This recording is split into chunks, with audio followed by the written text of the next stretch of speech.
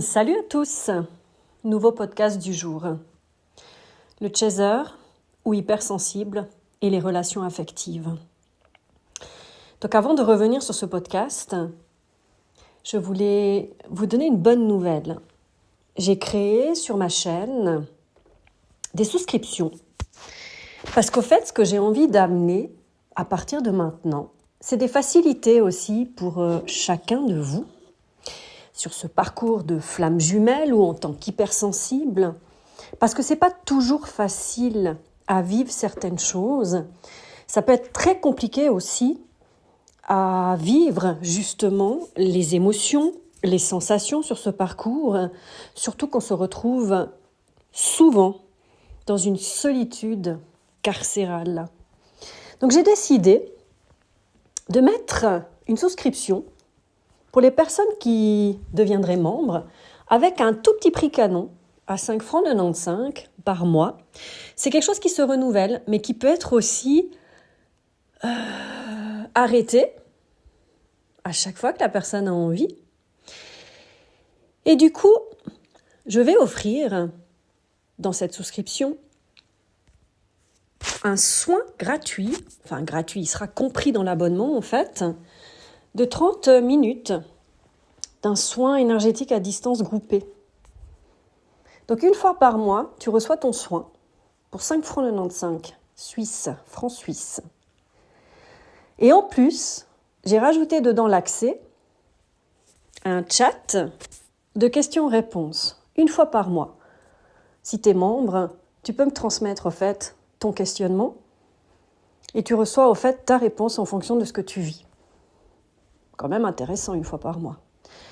Et accès aussi à des vidéos où tu pourras apprendre dans des exercices guidés à travers ma voix, un apaisement au fait de ton mental quand tu sens que tu es dans ton parasitage, que tu n'arrives pas à sortir de ta tête, mais ce sera également au niveau de ton corps. Comment y retourner, comment te libérer de tes douleurs, comment revenir dans ton corps quand tu es trop dans ta tête également, comment apaiser tes émotions. Donc toutes sortes de choses et toutes sortes d'outils qui vont vraiment te servir. Donc tu trouves simplement l'inscription, souscription, mais je te mettrai le lien dans la description pour accéder directement. Donc on débutera dès qu'on aura déjà quelques membres. Donc si tout va bien, ce sera déjà fin février pour les premiers lives, ou sinon on commencera à partir de mars. À voir comment ça se passe. Donc voilà la bonne nouvelle du jour.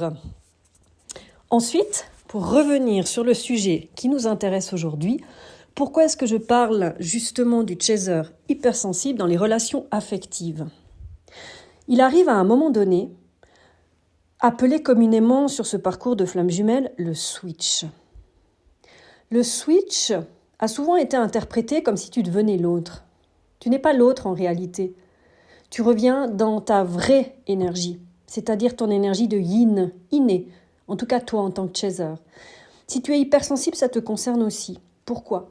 Parce qu'on a passé notre vie à être dans une énergie plus masculine, à devoir être en défense, en lutte, à devoir porter des masques de notre rigidité, de notre dureté, pour pouvoir faire face, être totalement en survie.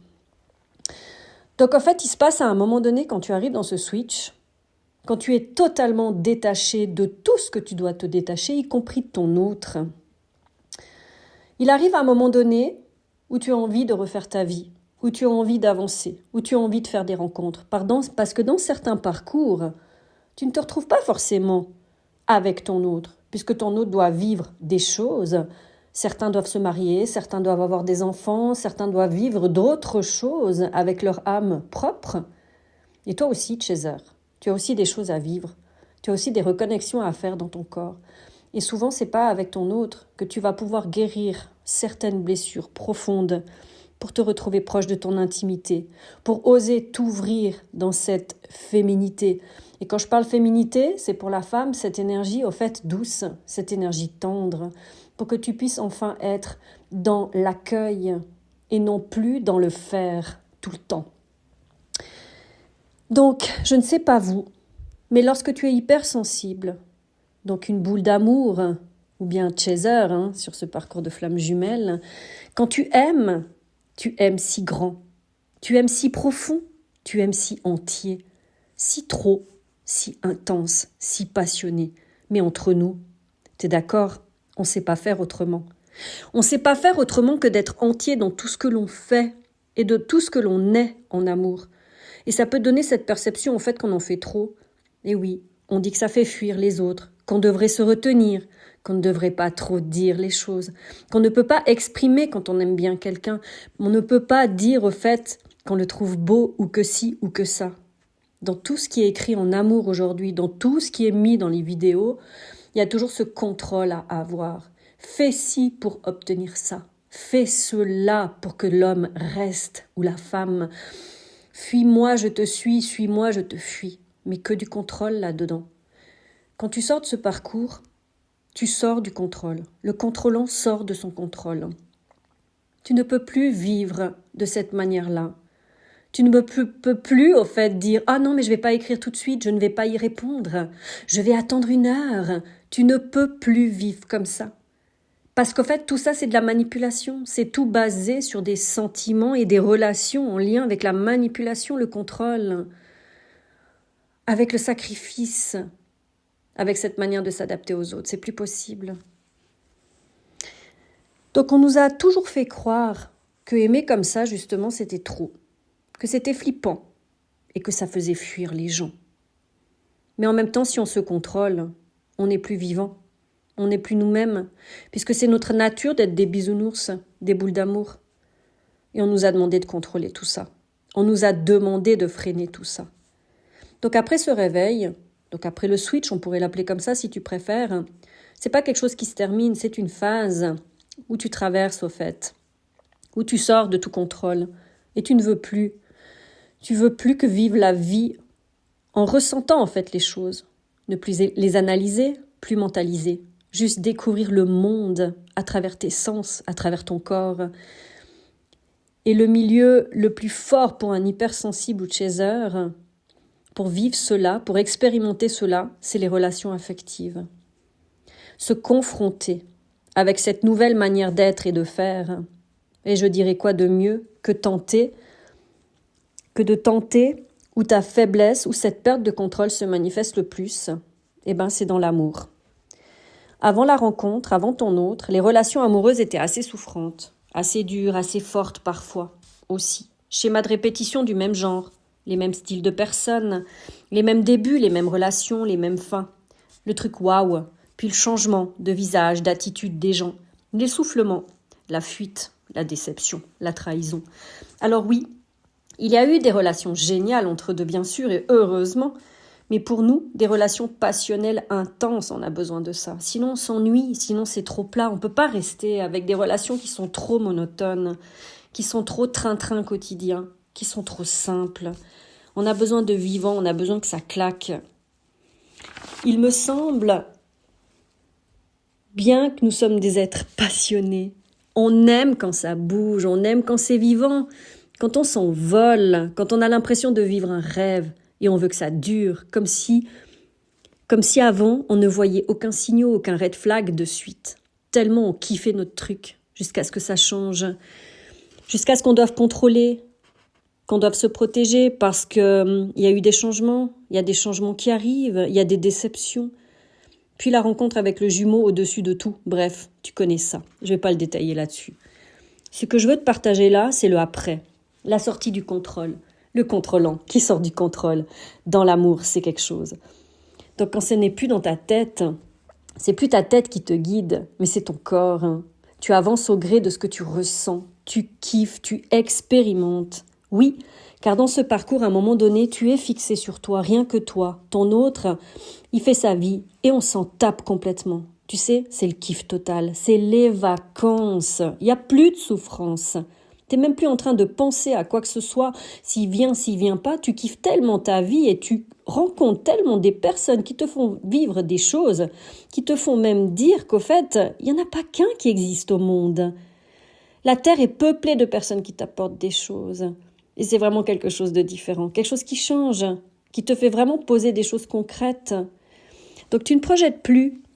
Au début, tu ne peux pas poser de mots de couple aussi, en tout cas au tout début de ce switch. Tu veux partager quelque chose de vrai, aller au ressenti, au feeling. Donc tu rencontres des gens et tu es confronté à un mental différent en face. Eh bien, celui de la maîtrise. Nous, on avait du contrôle, on contrôlait ce qu'on faisait, ce qu'on disait, etc. Mais de l'autre côté, la maîtrise, c'est quoi? C'est comme celui de ton runner. Tu sais, la personne qui maîtrise ce qu'elle ressent, qu'elle maîtrise ses émotions. Tu sais, quand ils ressentent ces choses, puis ils se disent « Ah non, non, je dois surtout pas ressentir ça, c'est trop dangereux. Ah non, je peux pas vivre ces choses-là. Mais non, ça va tout chambouler mon quotidien, ma façon d'avoir mis en place ma vie. » Alors, il faut surtout pas tomber amoureux. Le je vis l'instant présent, tu es dangereux, dangereuse.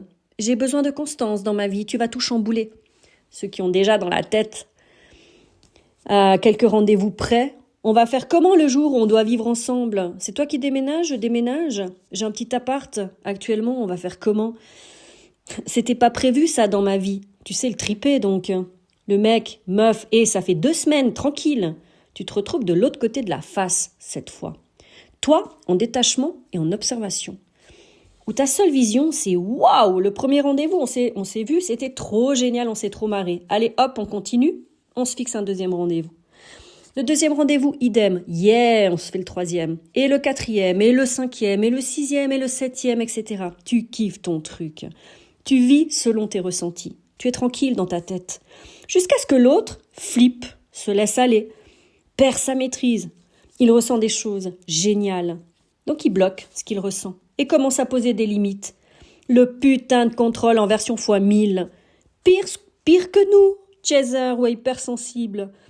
Nous avions ça avant le switch, le contrôle de notre manière de faire des gestes et de devoir savoir, mon Dieu, je lui écris ça. Oh, mon Dieu, est-ce que je dois lui écrire de cette manière-là?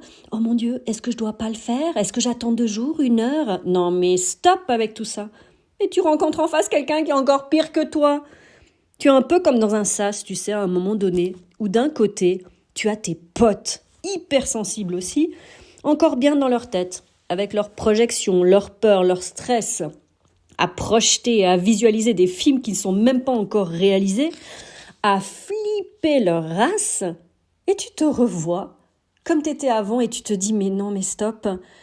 Respire un peu, c'est même pas encore là, tu vas pas t'inquiéter pour un truc qui n'existe pas encore. Donc des fois, tu as l'impression d'entendre ton autre qui te parlait comme ça quand toi, tu étais comme ça.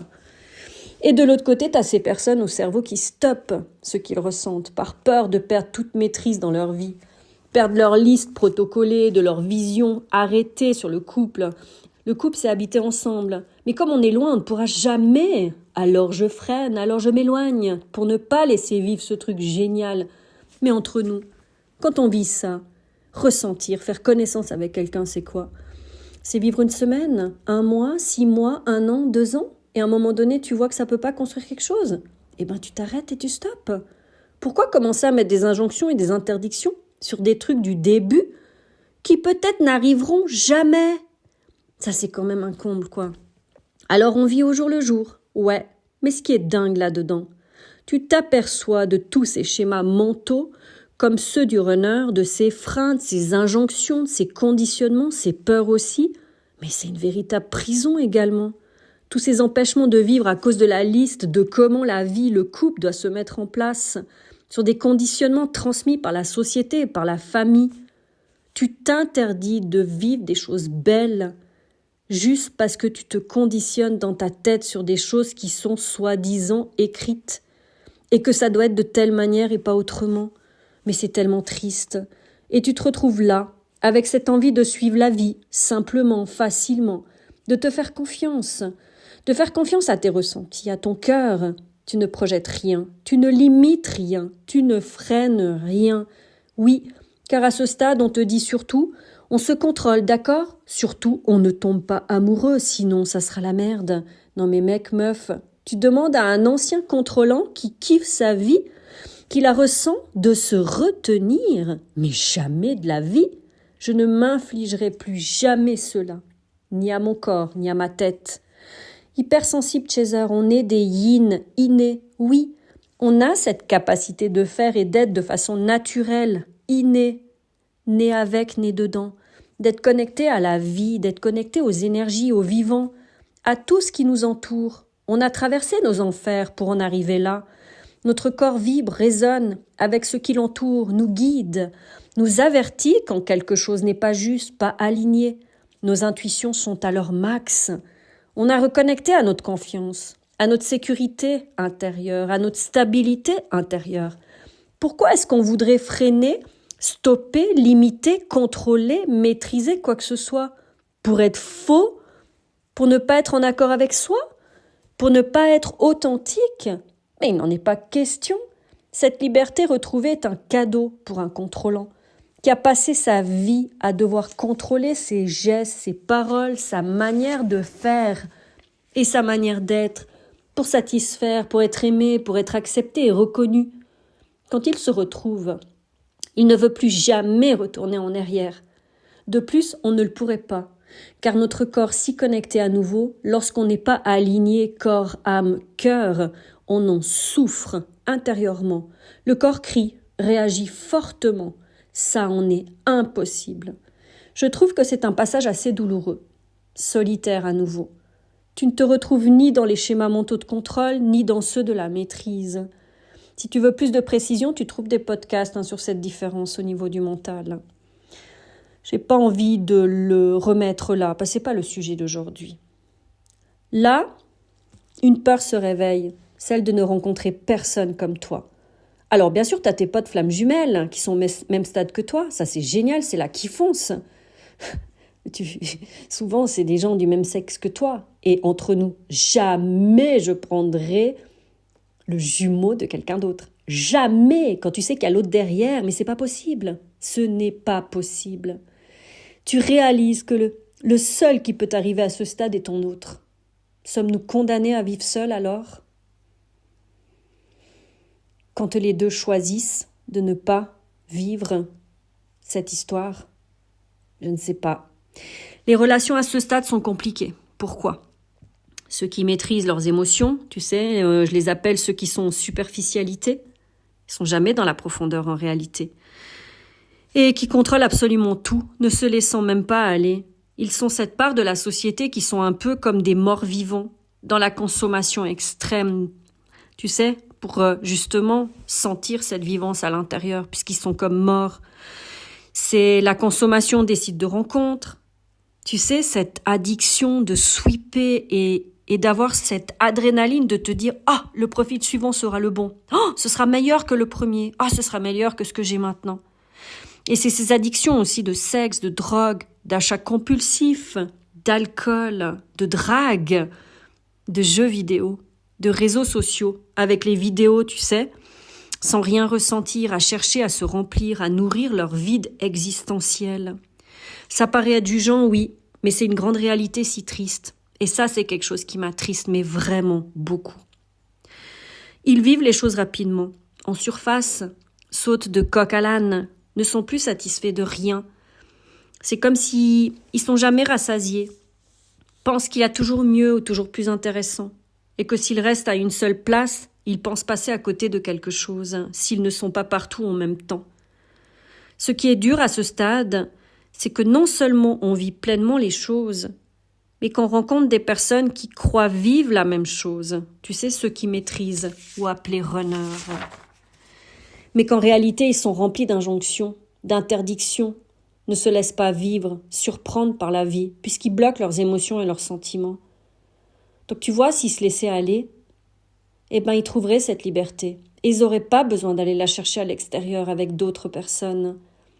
Donc là, je parle dans le parcours de flammes jumelles, ou dans une relation que tu es en train de vivre. Tu pourrais vivre ce truc tellement pleinement, tellement avec ce ressenti, cette liberté. Mais ils s'en donnent pas l'autorisation. Et ça, moi, je trouve que c'est vraiment malheureux. Parce que des fois, tu rencontres des personnes avec qui tout match, sur tous les plans. Mais tu as tellement ces injonctions-là, qui sont tellement dans la peur, qu'ils ne voient même pas ce qu'ils sont en train de vivre. Parce qu'ils sont en train de chercher ailleurs, toujours et tout le temps autre chose. Donc ils ne vivent pas réellement le moment présent, même s'ils disent qu'ils sont dans l'instant présent. Mais c'est faux, parce qu'ils ne sont pas là. Ils ne sont pas en présence. Ils sont ailleurs, puisqu'ils maîtrisent. Comment tu veux qu'ils soient là, puisqu'ils ne sont pas dans l'émotionnel? Ils ne ressentent pas la chose, ou quand ils la ressentent, ils en ont peur et ils commencent à tout freiner et tout bloquer. Donc nous sommes des personnes intenses, passionnées. Et lorsque le contrôle mental tombe, on vit pleinement, on suit nos ressentis. Alors vivre le couple, c'est le vivre sans poser de mots, sans projeter.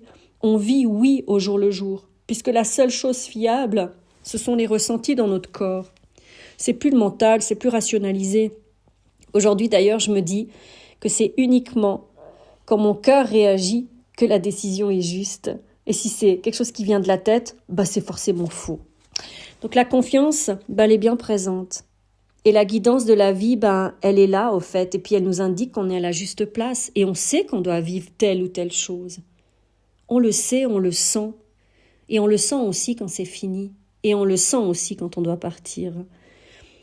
Et c'est ça au fait, les relations, quand elles se délient, ça montre que simplement on a pu apprendre ce qu'on avait à apprendre et que le chemin s'arrête là. Et c'est tout. Et toute relation, en fait, devrait être comme ça.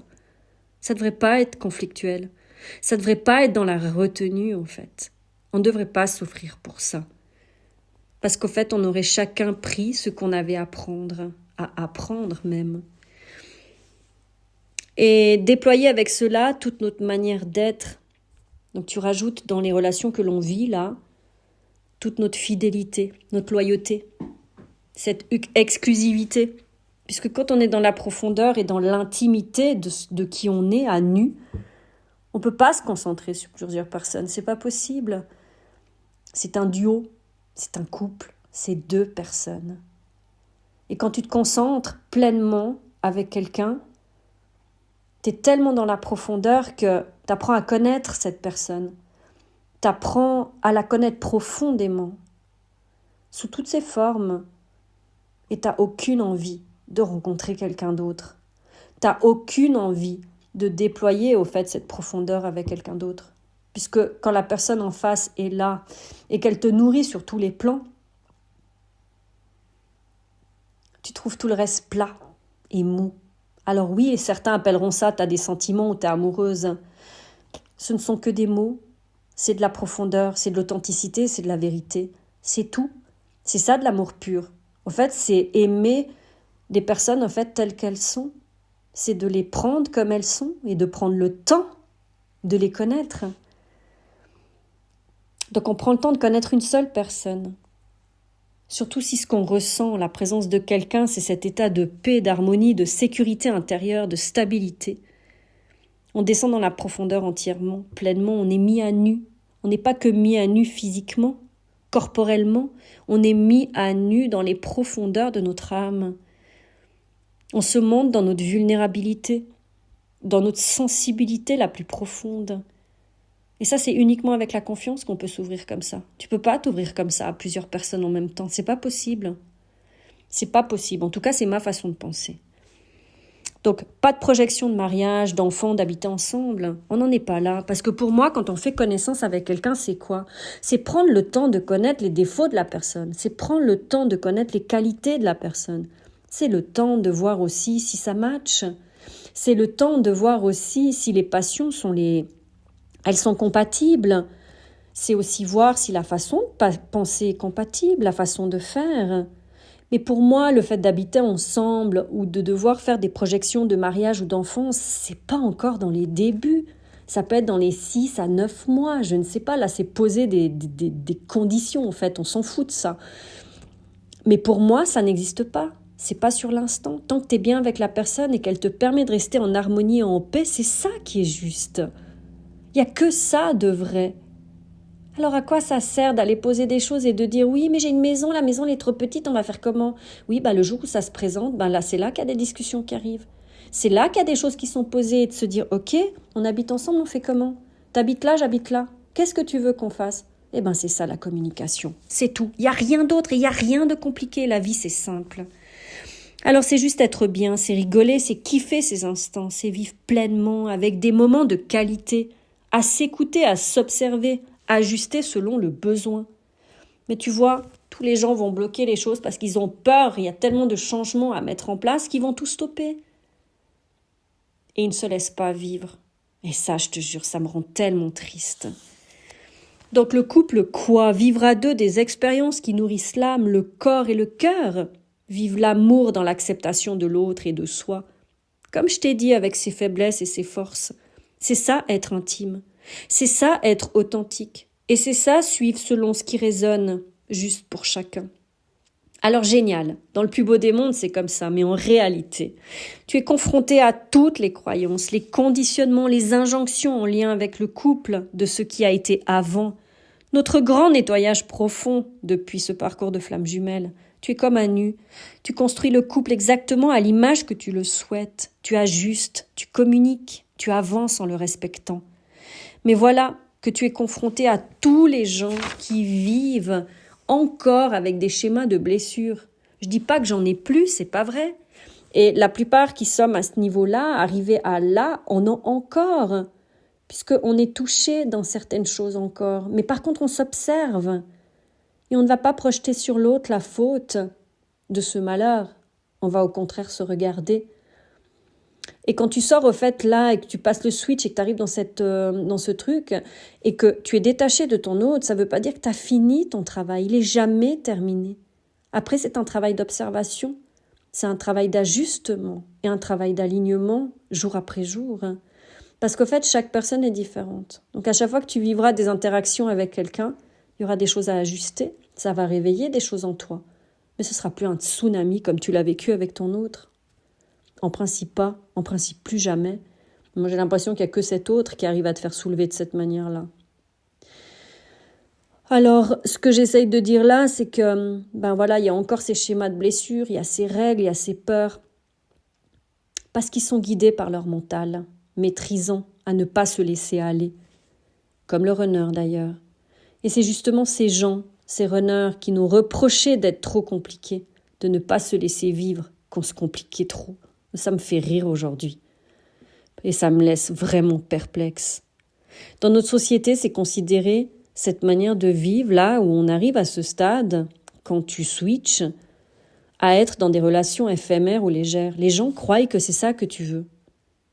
Des relations de plan cul ou des relations sex-friend. Mais c'est pas ça qui est recherché, mais absolument pas, on n'en est même plus là-dedans. De la consommation, pour faire quoi ? On a tellement appris à être seul, qu'on est bien seul, qu'en fait, le seul truc, à un moment donné, quand on kiffe sa vie, on veut juste partager avec quelqu'un. On n'a pas envie d'aller de corps en corps, on s'en fout de ça, au fait. Et ce n'est en aucun cas ce qui est vécu lorsqu'on est dans ce switch. On est juste vivant, on est connecté. On sait le couple qu'on veut vivre. On sait la profondeur qui est mise. On sait pourquoi l'on choisit telle ou telle personne à nos côtés. Car on est nous-mêmes et qu'on n'a plus à se cacher. C'est pas qu'on a besoin de quelqu'un pour combler quelque chose. C'est qu'on a envie d'amplifier ce que l'on ressent déjà seul et de partager cet état de bonheur avec quelqu'un d'autre. C'est pour ça que cet état d'harmonie et de paix est là. Et quand tu trouves cette personne qui connecte avec toi et qui arrive dans cette interaction à te laisser ce sentiment de sécurité, de bien-être et d'harmonie, tu sais que tu es à la bonne place avec la bonne personne. Mais l'autre est déjà dans ses peurs. Et tu ne peux pas rivaliser avec ça. L'autre ne peut que se rendre compte tout seul. C'est tout. Donc tu continues ton chemin. Alors oui, tu diras, on peut vivre ces échanges et ces partages avec des amis, on n'a pas besoin de chercher quelqu'un. Oui, exact. Mais là, je te parle d'un partage plus profond et plus intime. Avec tes amis, t'es pas dans l'intimité de la mise à nu comme ça. En tout cas, moi, pas. Ça se passe pas comme ça. Donc le challenge, c'est rester ouvert. Quand tu vois qu'il y a ces personnes qui sont dans ce mental et fermé et qui freinent et qui se laissent pas aller, tu peux rien faire d'autre, au fait. Et je pense que c'est vraiment rester dans son cœur. Parce que c'est dur quand il y a des choses qui sont interprétées, qui ont été interprétées d'une autre manière, que tu as pensé que la personne était sur la même longueur d'onde que toi. C'est ça qui est dur. C'est de ne pas baisser les bras, de ne pas perdre la foi dans l'amour et que ça existe, cette nouvelle manière d'être, de faire et de vivre. Donc je pense que c'est ne jamais baisser les bras, de garder justement cette foi en l'amour et rien que l'amour. Que ça existe, cette nouvelle manière d'être et de faire. Alors oui, je me répète, tu me diras, parce que des fois, il y a des mots qui arrivent comme ça, puis après, je me relis. Donc ça existe, tout ça, dans la relation de couple. Moi, je pense que la manière la plus juste dans les relations affectives, c'est oser dire ce que l'on veut vivre de façon claire, nette et précise. Ça évite d'être blessé et de ne pas vivre la même manière d'aimer. Tu sais, j'ai l'impression des fois que dans les relations amoureuses, on reste des fois dans ces anciens schémas où on avait peur de dire mais qu'est-ce que tu cherches à vivre? Qu'est-ce qu'on est l'un pour l'autre? Etc. Et au fait, à l'époque, on avait tellement peur de la réponse parce qu'on avait peur de perdre la personne. Mais quand tu arrives à ce stade, au fait, tu préfères être cash et direct parce que du coup, tu vas pas dans cette profondeur. Et tu plonges pas dans cette intimité, dans cette mise à nu. Donc ça t'évite de souffrir encore. Ça t'évite de t'écorcher le cœur. Parce que nous, chasers ou hypersensibles, en tant que boule d'amour, on est dans cette profondeur et dans cette ouverture tout le temps. C'est pour ça qu'on nous croit tellement intense et qu'au fait, on dit qu'on ne sait pas se maîtriser. Mais c'est normal et heureusement encore. Ouais, je pense que laisser faire les choses, être direct, être cash et ne pas avoir peur de faire face au fait à la personne qui est là et de demander ce qu'elle veut vraiment, qu'est-ce qu'elle veut vivre, qu'est-ce qu'on est.